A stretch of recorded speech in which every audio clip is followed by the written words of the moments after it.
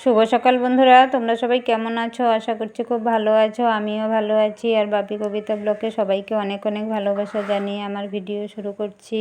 দেখো আজকে সকাল সকাল তোমাদের কি দেখাচ্ছি জানো? আমাদের দেখো কত ছোট গাছে ধুতুরা ফুল ফুটেছে, তাই ভাবলাম সব বন্ধুদের একটু দেখাই। সকাল সকাল ফুল সবার যেন মানে ফুলের মতো জীবন হয়। ফুল তো সবাই ভালোবাসো, তাই ফুল দেখো সবার দিনটাও ভালো যাবে। দেখো কি সুন্দর ছোট গাছে ফুল ফুটেছে। আমি সকালে উঠে দেখে না ভীষণ খুশি হয়ে গেছি।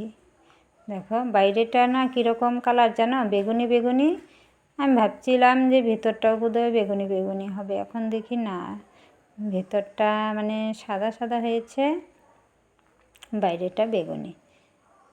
দেখো এই গাছে যখন মানে শিব চতুর্দশী ছিল মানে হয়েছে তখন কিন্তু ফুটেনি। আমি ভেবেছিলাম যে নিজের গাছের ফুল যদি একটা ফুটতো তাহলে না দিতাম, তখন ফুটেনি, তখন আরও ছোট ছিল গাছটা, এখন ফুটেছে। দেখো কি ভালো লাগছে না? ছোট গাছে ফুল ফুটলে খুব ভালো লাগে। এই দেখো এই গাছটা তোমাদের মানে দাদাভাই গেড়ে রেখেছিলো। এই গাছটা না আরও অনেক কয়টা গাছ গেড়েছিল, এইটাতে ফুল এসছে, আরও আসবে। দেখো সব গাছে করি এসেছে, এই দেখো এইটাতেও এসেছে। এগুলো সবই ফুল মানে ফুলগুলো ফুটবে, একটা একটা করে সব ফুটবে।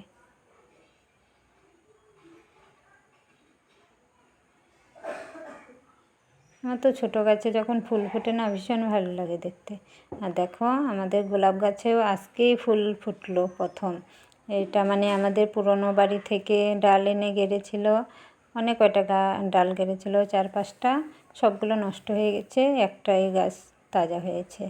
দেখো এটার মধ্যে ফুল ফুটেছে, আজকেই প্রথম ফুল ফুটলো নতুন গাছে, নতুন ফুল। এই যে আরও কুড়ি আছে। গোলাপ ফুল তো ভীষণ ভালো লাগে, সবারই প্রিয় ফুল। ওই বাড়ির গাছে না ফুলগুলো আরও অনেক বড় বড় হতো, এখানে এটা প্রথম ফুল ফুটলো, বেশি বড় হয়নি, না আরও পরে যখন বড় হবে গাছটা তখন মনে হয় বড় হবে ফুলগুলো। এখন ছোট গাছ না, তার জন্য ছোটই আছে। কিন্তু আমার ধুতুরা ফুলের গাছটা ভীষণ ভালো লাগছে দেখতে। ফুল ছোটো গাছে ফুল ফুটেছে কত বড়, খুব সুন্দর হয়েছে। এই দেখো অ্যালোভেরা গাছও একটা হয়েছে। এই যে আরও এখানে ধুতুরা ফুলের চারা আছে। সোনুকে দেখো সকাল সকাল বাইরে নিয়ে আসা হয়েছে, ও বাইরে বেশি থাকতেই চায় না জানো। বাইরে নিয়ে এসেছি, দেখো রাগে ও ঘাস কামড়াচ্ছে, কান্না করছে, দুষ্টামি করছে, বাইরে থাকতেই চায় না একদম। আর বাইরে রাখলে আশেপাশে কোনো কুকুর গেলে বাবা ও সেই চিল্লানো শুরু করে। আর এরাও দেখো মানে সকাল হয়েছে, এখন আমার মেয়ের পেছনে পেছনে ঘুরছে খাওয়ার জন্য। বাটিতে কিন্তু মুড়ি দিয়েছে, মুড়ি খাওয়া শেষ হয়ে গেছে, এখন আরও মানে দেওয়ার জন্য পেছনে পেছনে ঘুরছে। আমার মেয়ে রান্নাঘরে চা বানাচ্ছে দরজা বন্ধ করে দিয়ে, না হলে ও গিয়ে ভীষণ দুষ্টামি করে ওরা দুজন। দেখো আমি এখন স্নান করব, তো তাই ভাবলাম বাথরুমটা একটু পরিষ্কার করে তারপরে স্নান করি। পরিষ্কার মানে উপরে মাকড়সার জাল হয়ে যায়, ওগুলো না 2-3 দিন পরে পরে পরিষ্কার করতে হয়, না হলে বেশি হয়ে যায় তখন একদম মানে যদি ঝাড় দিয়ে এগুলো পরিষ্কার করি তাহলে ছাদের মধ্যে না কালো কালো হয়ে থাকে। তার জন্য কাঠির মধ্যে মানে জালিটা লাগিয়ে পেঁচাতে পেঁচাতে ওগুলো কাঠিতে আটকায়, তারপরে নিয়ে আসি। না হলে ওগুলো ঝাড়ু দিয়ে ব্রাশ দিয়ে ঘষা দিলে না ওগুলো মানে ছাদের মধ্যে লেগে যায়, কালো কালো হয়ে যায়। তার জন্য কাঠি দিয়ে খুঁচিয়ে খুঁচিয়ে ওগুলো পরিষ্কার করতে হয়। আমি স্নান করব, তাই গিজারটা একটু চালু করে দিলাম। গরম জল দিয়ে এখন আমি স্নান করি, মানে দুপুরবেলা হলে মানে কলের জল ট্যাঙ্কির জলেই স্নান করি, কিন্তু এখন সকালবেলা না, সকালবেলায় স্নান করতে এখনও ঠান্ডা লাগে, তাই অল্প হালকা গরম করে স্নান করব। মানে এখন বাথরুমগুলো পরিষ্কার করে স্নান করে পুজো করব, তাই সকাল সকালই করে ফেলি, নাহলে দেরি হয়ে যাবে। এগুলো কোনায় কানি এগুলো পরিষ্কার করতে না টাইম লাগে, এগুলো দেখে দেখে পরিষ্কার করতে হয়, খুঁচিয়ে খুঁচিয়ে পরিষ্কার করতে হয়। এগুলো তো ওরা পারে না, ছেলে মেয়ে এগুলো পরিষ্কার করতে পারে না, তার জন্য এগুলো আমারই করতে হয়। তোমাদের দাদাভাই থাকলে দাদাভাই করে, না হলে আমিই করি। স্নানের সময় করে নেই, 2-1 দিন পরে পরে।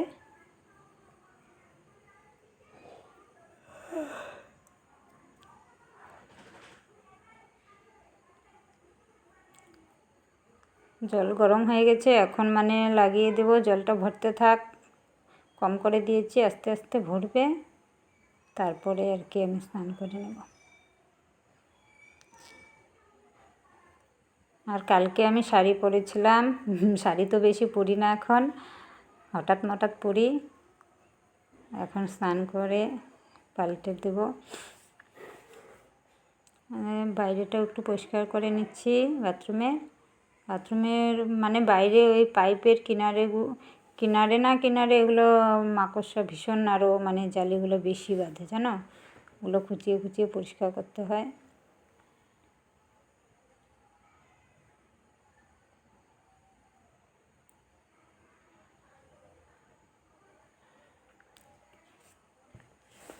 কীরকম নোংরা হয়েছে দেখো, কাঠিটা একদম কালো হয়ে গেছে, জালে ভর্তি হয়ে গেছে। দেখো আমার স্নান করা হয়ে গেছে, এখন আমি ঠাকুর ঘরে ঢুকেছি। এখন ভাবলাম যে ঠাকুর ঘরটা একটু পরিষ্কার করি। ঘরটা ঝাড় দেওয়া পরিষ্কার করা হয়ে গেছে, এখন আসনটা পরিষ্কার করছি। আসনের ভিতরেও কোনো সময় পোকা পিঁপড়া টিপড়া ঢুকে, ওগুলোকে ঝাড় দিয়ে পরিষ্কার করতে হয়। মানে আসনের ভিতরে তো কোনো ঝাড়ু ঠাড়ু ঢোকানো যায় না, তাই ভালো কাপড় দিয়ে মুছে নিচ্ছি ভালো করে, ঝেড়ে তারপরে আর কি পরিষ্কার করে তারপরে বসাবো ঠাকুর।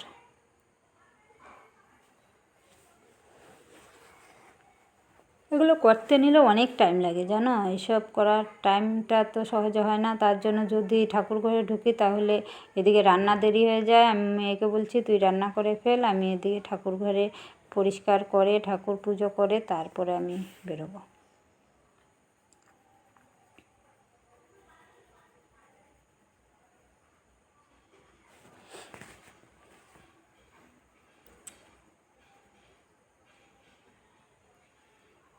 এখন তো আরও গরমের দিন, ধুলোবালি ভরে যাবে, সব সময় পরিষ্কার করে রাখতে হবে, ঝাড় দিয়ে মানে মুছে মুছে রাখতে হবে। ঠান্ডার দিনে তো ধুলাবালিটা কম হয়, অত একটা নোংরা হয় না, গরমের দিন ভীষণ নোংরা হয়।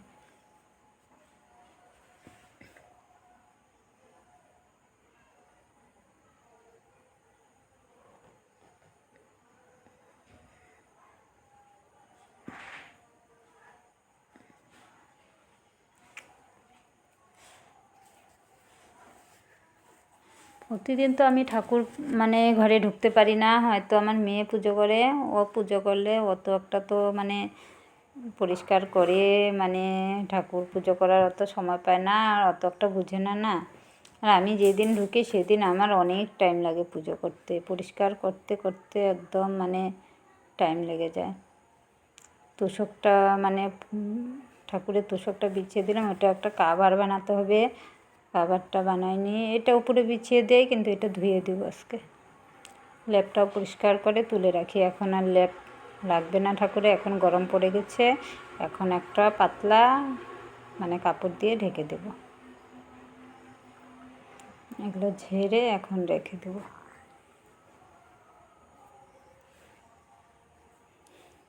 ঠাকুরের আসনে বাক্স আছে, ওইটা পরিষ্কার করে ওখানেই রেখে দেবো। ঠাকুর ঘরের জিনিস আমি ঠাকুর ঘরেই রাখি, ওগুলা অন্য জায়গায় অন্য ঘরে নিয়ে রাখি না, আসনের ভিতরে রেখে দেবো। বাক্স আছে, এটা পরিষ্কার করে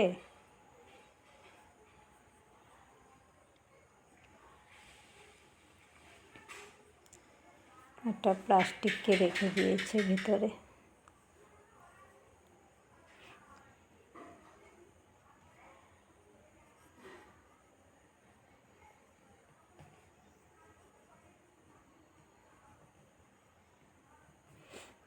আজকে থেকে আর লেপ ঠাকুরকে দেবো না, গরম লাগবে, এখন একটা অন্য কিছু দিয়ে ঢেকে দেবো পাতলা।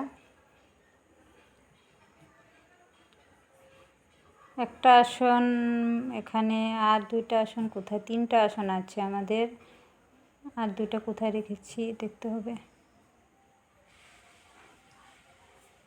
ঠাকুর ঘরের জিনিস ঠাকুর ঘরে থাকলে সুবিধা হয়, যখন যেটা লাগে তখন এটা বের করা যায়, আর যদি অন্য ঘরে রাখা যায় তাহলে আবার যখন লাগে খুঁজতে হয়, আসতে হয়।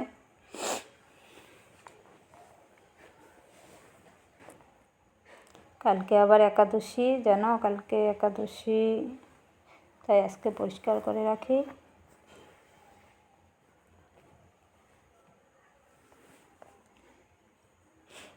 আজকে এখানেই রাখছি, আবার